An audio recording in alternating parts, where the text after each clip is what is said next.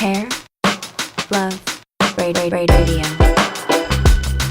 You're listening to Hair Love Radio, where we get into the nitty-gritty of what it takes to make your dreams a reality, start unlocking your potential, and live your best life, helping hairstylists, creatives, and girl bosses spread their awesome and light like confetti. You were made for awesome.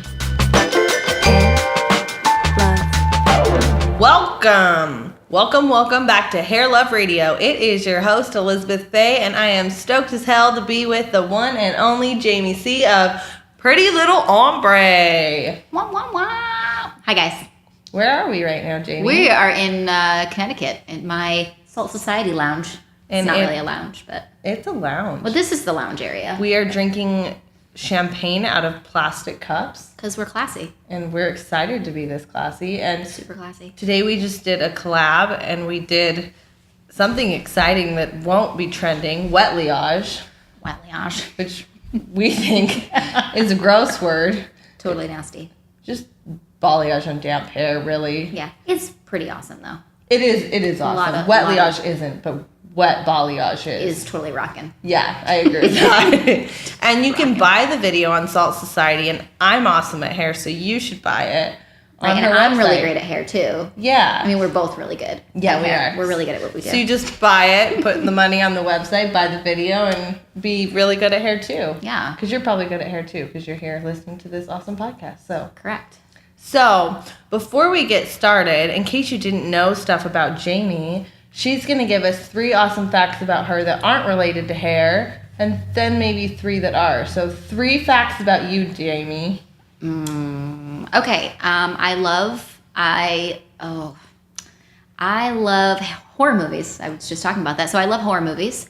I have 2 little girls at home, Lily and Charlotte. And one is brand new. One's brand spanking new. She's 8 weeks old.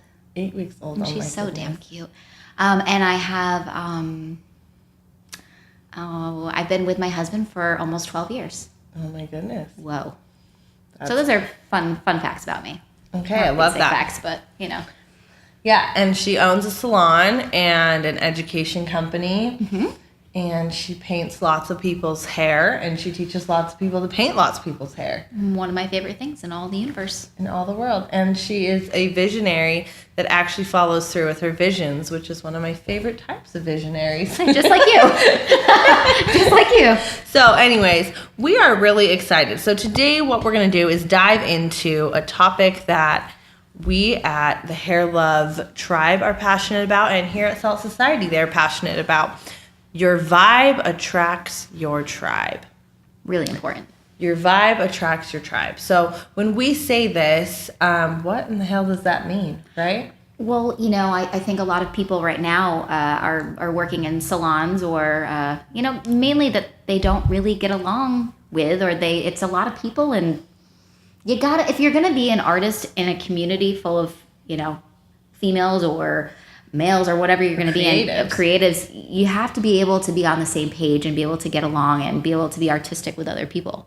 And as artists, as artists, our space and who we surround ourselves with is like, it's the air we breathe is so crucial to our success. We're artists. We need to be surrounded by something inspiring and uplifting, and we need to be around the right types of souls who are going to take us to the right places. Correct me if I'm wrong, but if you're around other people that are similar to you artistically, I feel like that fuels your passion that much more than maybe drains your passion if you're with people who don't really connect with you, or, a lot of that is happening in our industry. And I think it's really important to be surrounding yourself with people who are like-minded and, like you said, creatives.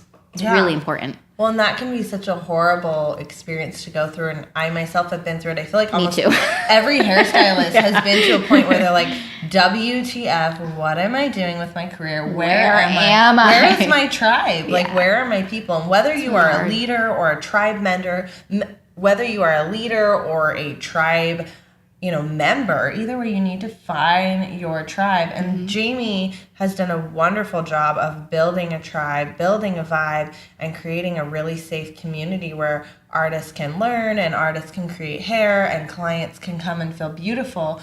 So let's kind of dive into, for people to start maybe finding their leader or creating their own tribe, you know, a little bit of that journey. So how did you develop your vibe? Like ground zero, you're Jamie. What the fuck? You know, what do? You like hair and you like bleach.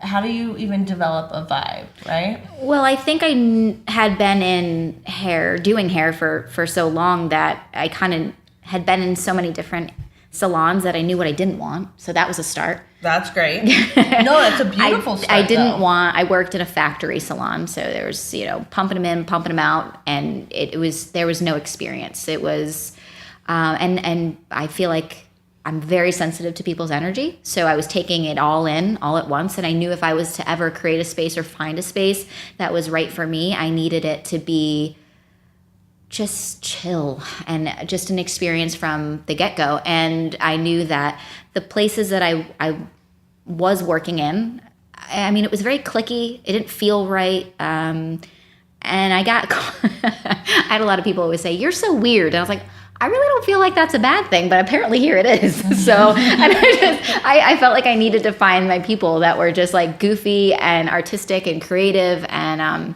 so I think the first thing is, do I rent a chair? Do I open a salon?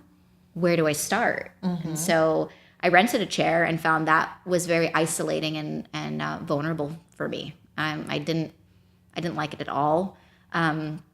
I think the main reason I didn't like it was because I immediately went in from this factory situation to this loner kind of feeling. Right. And I just wanted to be around people like me.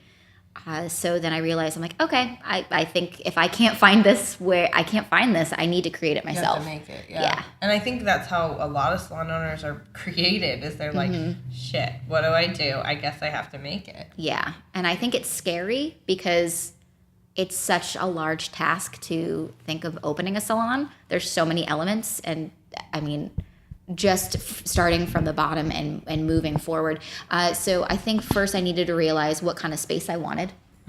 How large did I want the space? Also, you know, where in the hell was I going to put this salon? The majority of places where I am are a lot of just kind of hole in the wall places, and like I just wanted an artsy town. I did. Yeah. I didn't end up in an artsy town, more of like a very New England, but this is the artsiest place I could find. So that wasn't too far from my family because I'm a big family person. So yeah. And then once I actually found a place, I had to fill it. And luckily for me, I had an amazing manager who was very patient with me from the very beginning. So she helped me.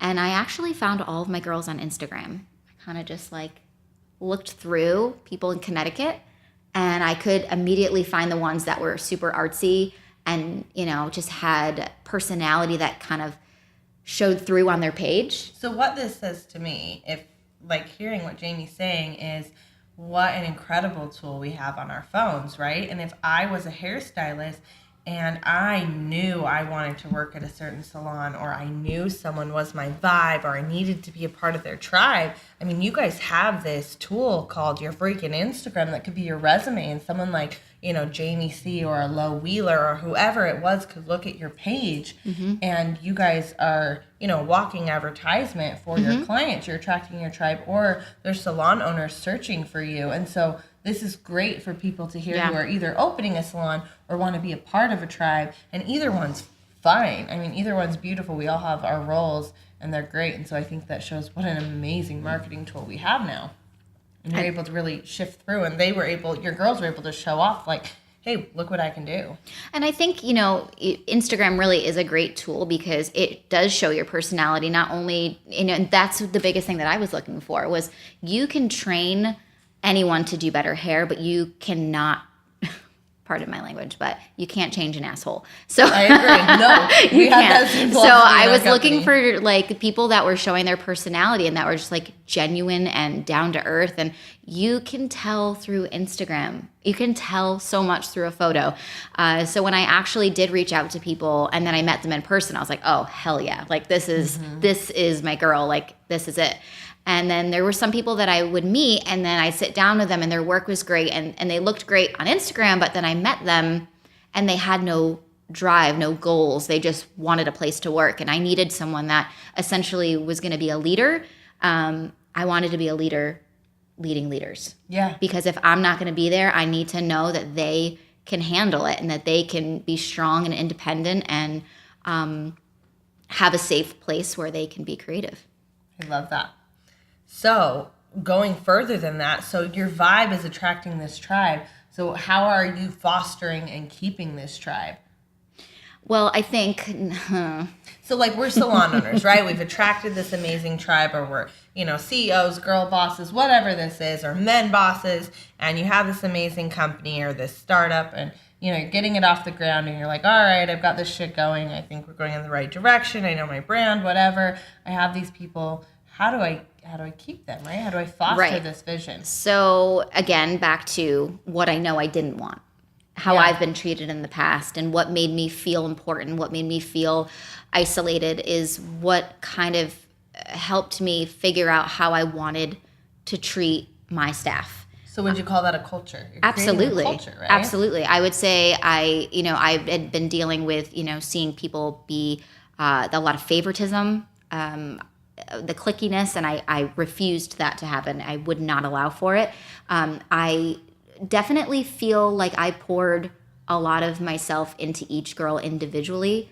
I wanted them to know that I was approachable, that I could communicate with them, that they could feel safe talking with me, that I could give them the education that they needed. And I think the biggest thing to feel safe is to be able to confide in somebody. And I wanted to be that for them. Right. And I think that was something I was never given. And I wanted to be able to create that because this is a place that these girls spend more time than with their actual families. And you need to feel safe. So if something's not right or feeling right, they need to know that they can come to me. And I'll be that person to help make the change for them. Yeah. Or they can be that change for each other. Exactly. Yeah. They care about each other so much too. They're like sisters. It's amazing. Yeah. So I would say to someone who's in a position, maybe in a salon or something, where you don't feel this way, you either need to find a leader that can make you, guide you to the water, right? And you can help, like I always say, like, I can't make you drink it, but I can bring you to the river, right? Right, exactly. And so, or you need to be the leader. And so either way, someone who allows you to be a leader within their leadership, and because it's crucial. May I give a little bit of advice to some people out there, actually? Please This do. is one... Thanks. Yes, Thank you. One thing that I had made mention to the girls when they first started, and I always said, if there ever is an issue, don't talk about it amongst each other. I'm the only one that can fix this. Because a lot of what happens is there's a lot of negative talking in the break room. There's a lot of negative talking within each other. Especially in salons. In salons, especially because they're, nothing against males, but it's a female-driven industry. Absolutely. And I feel like they try to talk about it with each other, and then there's never a solution. And then there's either resentment that starts to happen. So I urge other people to really open up and communicate, even if it's uncomfortable. No, I agree. Well, and something one of my old bosses told me was when emotions are high, intelligences are low. So you really just shut the fuck up when your emotions are high. Yeah. And then when they're back down, right? Unless you have someone you can talk to, right? You can come to Jamie C and talk it out.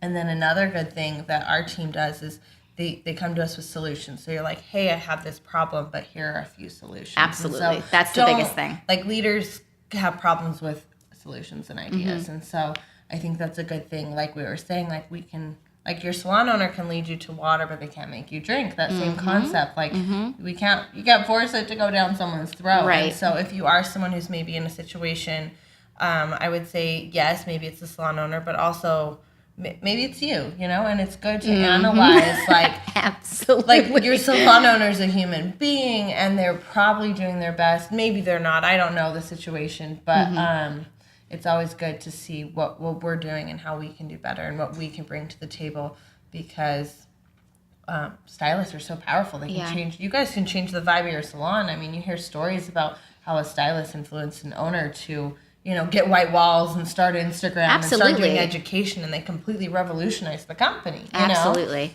And so, I mean, there's lots of people. I mean, my first boss revolutionized Robert Cruming's salon and made his own chain later. Like, it's incredible. So, like anyone can do anything, right? So I agree. That's good to hear. Yeah, So. I think that one other thing for anyone out there who is either looking to open a salon, I think a lot of people resort to that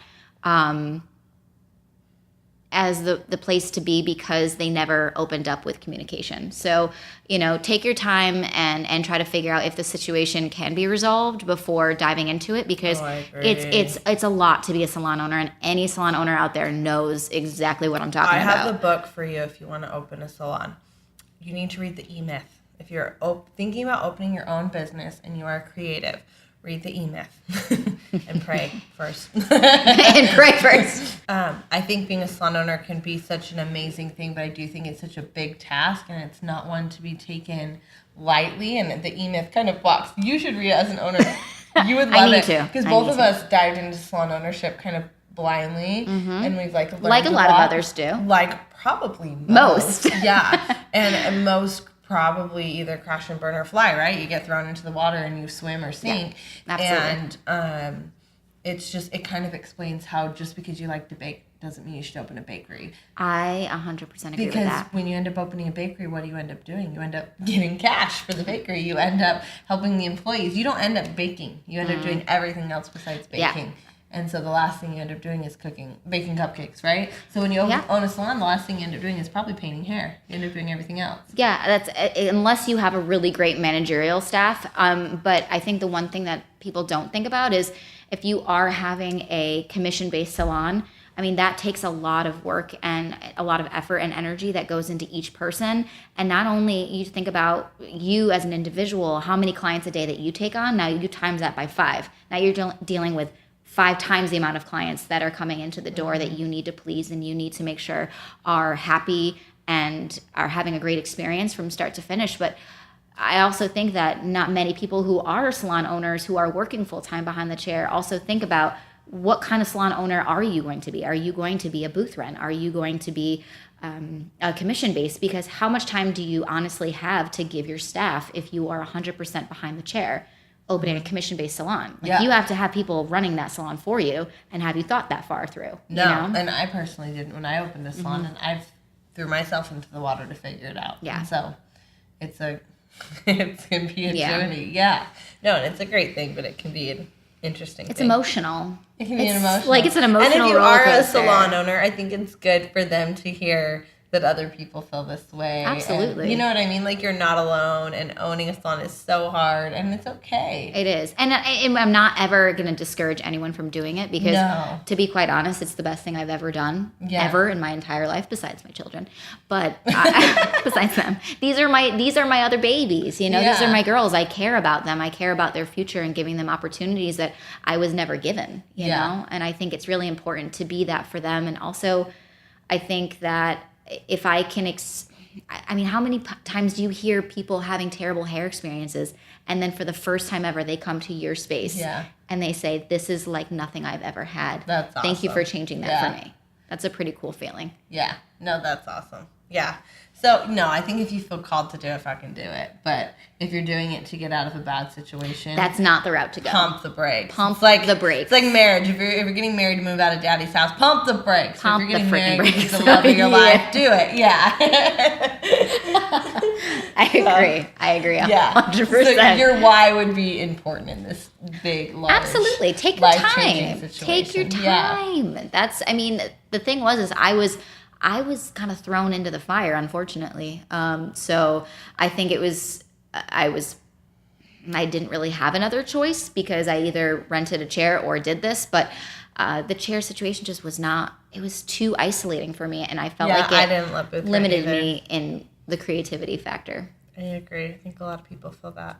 Well, this has been awesome. I agree. Thank you for being here. Thanks for having me. Well, you guys know where to find her. She's at Pretty Little Ombre or at Salt Society for more education. And thank you for having us and for letting me wetlayage with you.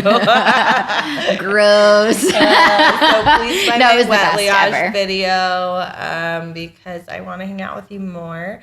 And yeah, Hair, love, radio.